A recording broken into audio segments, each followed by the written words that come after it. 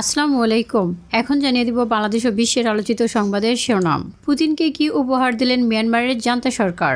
রাশিয়ার president Vladimir পুতিনকে 6টি হাতি উপহার দিয়েছে মিয়ানমারের জান্তা সরকার। জেনারেল মিন অং হ্লাইং মঙ্গলবার পুতিনকে এক ধন্যবাদ বার্তা থেকে বিষয়টি জানানো হয়। পুতিন মিয়ানমারকে মিত্র হিসেবে উল্লেখ করে এবং জান্তা প্রধানের সঙ্গে রাশিয়ার আলোচনায় সম্পর্ক সম্প্রসারণে ঐকমত্যের প্রশংসা করেন। একই বার্তায় মস্কোকে 6টি হাতি উপহার দেওয়ার জন্য জান্তা সরকারকে ধন্যবাদ জানিয়েছেন পুতিন। মিয়ানমারের সামরিক প্রধান জেনারেল মিন অং হ্লাইং ও রাশিয়ার প্রেসিডেন্ট ভ্লাদিমির পুতিনের বৈঠক হয়েছে মঙ্গলবার। সে সময় দুই নেতা গুরুত্বপূর্ণ বিষয় নিয়েও আলোচনা করেছে।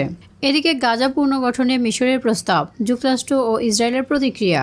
ধ্বংসস্তূপ ফিলিস্তিনের গাজা উপত্যকা পুনর্গঠনের জন্য মিশরের প্রস্তাব গ্রহণ করেছে আরব দেশগুলো।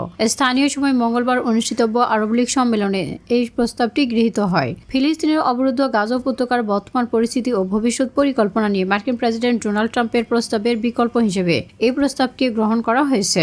মিশরের প্রস্তাবের মাধ্যমে গাজা পুনর্গঠনে 53 বিলিয়ন মার্কিন ডলার ব্যয়ের পরিকল্পনা করা হয়েছে। আর এই পরিকল্পনার মধ্যে রয়েছে গাজার অবকাঠামো পুনর্নির্মাণ, মানবিক সাহায্য ও সশস্ত্র সংঘর্ষের অবসান নিয়ে কাজ করার কথা। মিশরের president Abdel Fattah Al Sisi কায়রোতে আয়োজিত সংবাদ সম্মেলনে বলেন, গাজা পুনর্গঠনে মিশরের প্রস্তাবটি আরব নেতাদের দ্বারা গৃহীত হয়েছে। ফিলিস্তিনের স্বাধীনতাকামী সংগঠন হামাস এই প্রস্তাবকে স্বাগত জানালেও ইসরায়েল যুক্তরাষ্ট্র এই প্রস্তাবের সমালোচনা করছে।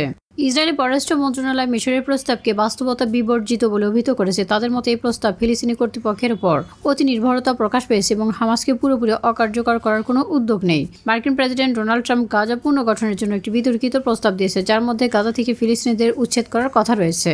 এদিকে একের পর এক বিপদে ইউক্রেন। রাশিয়ার বিরুদ্ধে যুদ্ধে একের পর এক সংকটে পড়তে যাচ্ছে ইউক্রেন। কখনো আন্তর্জাতিক চাপে, কখনো অভ্যন্তরীণ সমস্যায় দুর্বল হয়ে পড়ছে দেশটি। এবার সেই সংকট দেখা দিয়েছে যুদ্ধের জন্য প্রয়োজনীয় সৈন্য সংগ্রহে।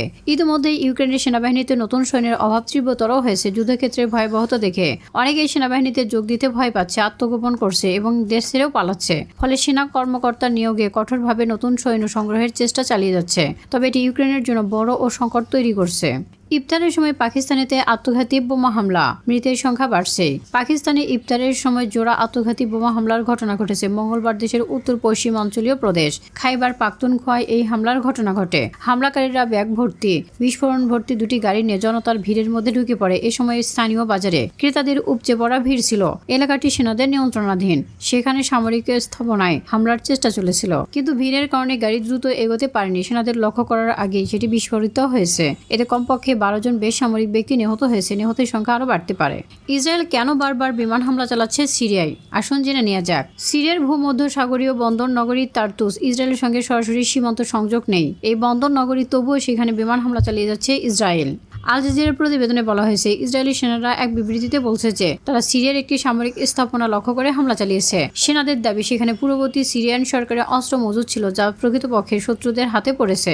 সিরিয়ার কাদরা অঞ্চলে অবস্থিত এই সামরিক স্থাপনা ক্ষমতাচ্যুত প্রেসিডেন্ট বাশার আল আসাদের জন্মস্থান, যা তার্তুস বন্দরে প্রায় 60 কিলোমিটার উত্তরে অবস্থিত। ইসরায়েলি সেনারা তার্তুস শহরের আশেপাশে বিমান হামলা চালিয়েছে, তবে এখন পর্যন্ত কোনো প্রাণহানির তথ্য পাওয়া যায়নি। এদিকে তুরস্ককে যে বার্তা দিল ইরান। তুরস্ককে হুঁশিয়ারি উচ্চারণ করে সতর্ক বার্তা দিয়েছে ইরান। দেশটির দ্বিপক্ষীয় সম্পর্কের উত্তেজনা সৃষ্টি হতে পারে এমন মন্তব্য থেকে বিরত থাকার জন্য সতর্কবার্তা জানিয়েছে। ইরানের পররাষ্ট্রমন্ত্রী একজন সহকারী তুরস্কের শীর্ষ কূটনৈতিককে ইরানের সম্পর্কিত সাম্প্রতিক মন্তব্যের প্রতিক্রিয়া জানিয়েছেন। তিনি তেহরানে নিযুক্ত তুরস্কের রাষ্ট্রদূতকে মিথ্যা বক্তব্য, অবাস্তব বিশ্লেষণ এড়ানো উচিত বলে মন্তব্য করেছেন। ইরানের পররাষ্ট্রমন্ত্রী আব্বাস আঘারকোসি সহকারী মাহমুদ হেইদারি বলেন, ইরান ও তুরস্কের সাধারণ স্বার্থ সম্পর্কিত দ্বিপক্ষীয় সম্পর্কের উত্তেজনা সৃষ্টি করতে পারে এমন মিথ্যা বক্তব্য এড়ানো প্রয়োজন।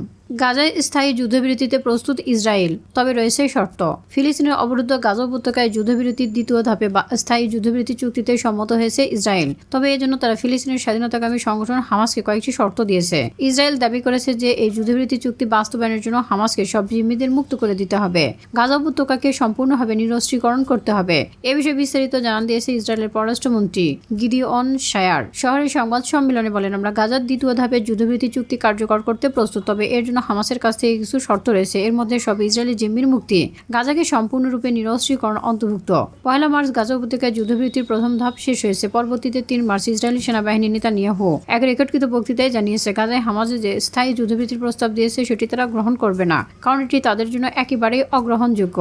এদিকে বাংলাদেশের ঢাকা সহ বিভিন্ন স্থানে ভূমিকম্প অনুভূত। ঢাকা, সিলেট বিভিন্ন স্থানে ভূমিকম্প অনুভূত হয়েছে। 11:36 মিনিটে 29 সেকেন্ডের এই ভূমিকম্প অনুভূত হয়। রিক্টার স্কেলে ছিল 5.6। স্কাই নিউজকে ডক্টর মোহাম্মদ ইউনুস বলেছেন, শেখ হাসিনার মানবতা বিরোধী অপরাধের বিচার হবে। বাংলাদেশের অন্তর্বর্তী সরকারের প্রধান উপদেষ্টা ডক্টর মোহাম্মদ ইউনুস বলেছেন, ছাত্র জনতার অভ্যুত্থানে ভারতে পালিয়ে যাওয়া সাবেক প্রধানমন্ত্রী শেখ হাসিনাকে মানবতা বিরোধী অপরাধের জন্য বিচারের মুখোমুখি করা হবে। স্কাই নিউজের এশিয়া সংবাদদাতা কার্ডেলিয়া লিঞ্চকে দেওয়া সাক্ষাৎকারে তিনি এসব কথা বলেন। এতে ডক্টর মোহাম্মদ ইউনুস বলেন, শেখ হাসিনার বিচার হবে। তিনি বাংলাদেশে উপস্থিত থাকুক বা অনুপস্থিত থাকুক না কেন, তিনি মানবতা অপরাধের জন্য বিচারের মুখোমুখি হবেন। তিনি তার সরকার থাকাকালীন জোরপূর্বক গুমের ব্যবস্থা তত্ত্বাবধান করেছিল। সেই সঙ্গে গত জুলাই ও আগস্টে বিক্ষোভকারীদের গণহত্যার ঘটনা তার তত্ত্বাবধানেই ঘটেছে। আমরা আশা করব বাংলাদেশিদের জন্য ভিসা দিবে ভারত, বলল পররাষ্ট্র উপদেষ্টা তৌহিদ হোসেন। শেখ হাসিনার কন্যা পুতুল সহ আওয়ামী লীগ নেতাদের দুর্নীতির তথ্য লুকানোর অভিযোগ দুদক জিআর-এর বিরুদ্ধে। শেখ হাসিনার সরকারের পতনের পর অবৈধ সম্পদ অর্জনের অভিযোগে সাবেক মন্ত্রী, এমপি, ব্যবসায়ী ও রাজনৈতিক নেতাদের বিরুদ্ধে নিয়মিত আইনি পদক্ষেপ নিচ্ছে দুর্নীতি দমন কমিশন। প্রতিদিন প্রকাশ্য আদালতে এই সমস্ত আসামির দুর্নীতির মাধ্যমে অর্জন করা সম্পদ জব্দ অবরুদ্ধ করা হচ্ছে। তবে আওয়ামী লীগের নেতাকর্মীদের দুর্নীতির তথ্য গোপন করার অভিযোগ উঠেছে আদালতে দুদকের সাধারণ নিবন্ধন শাখার কর্মকর্তাদের বিরুদ্ধে। এ বিষয়ে রাষ্ট্রপক্ষের আইনজীবী বলছে, ফ্যাসিস্ট তকমা পাওয়া সরকারের সুবিধাভোগী কর্মকর্তারা এখনও জিআর শাখায় কর্মরত থাকায় এই সুবিধা পাচ্ছে আওয়ামী লীগের নেতাকর্মীরা। এদিকে গোয়েন্দা নজরদারিতে যে সমস্ত গুরুত্বপূর্ণ মন্ত্রণালয় প্রশাসনে চলছে আতঙ্ক।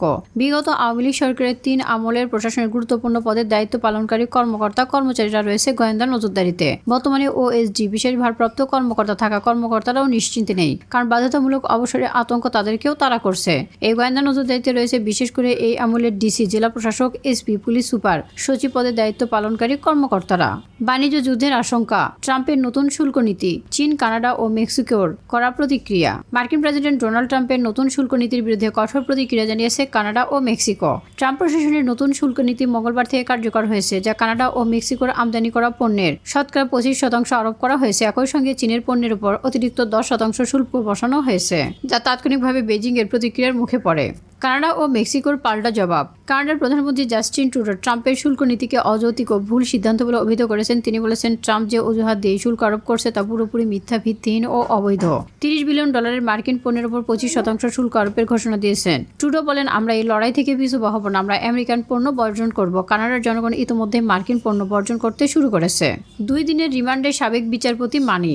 বৈষম্যবিরোধী ছাত্র আন্দোলনের কেন্দ্রিক ঢাকা গুলশান থানার হত্যা মামলার হাইকোর্টের আপিল বিভাগের সাবেক বিচারপতি শামসুদ্দিন চৌধুরী মানিকে 2 দিনের রিমান্ড মঞ্জুর করেছে আদালত। মামলার তদন্তকারী কর্মকর্তা 7 দিনের রিমান্ড আবেদনের পরিপ্রেক্ষিতে ঢাকার মেট্রোপলিটন ম্যাজিস্ট্রেট মোহাম্মদ মুনিরুল ইসলাম এই আদেশ দিয়েছেন।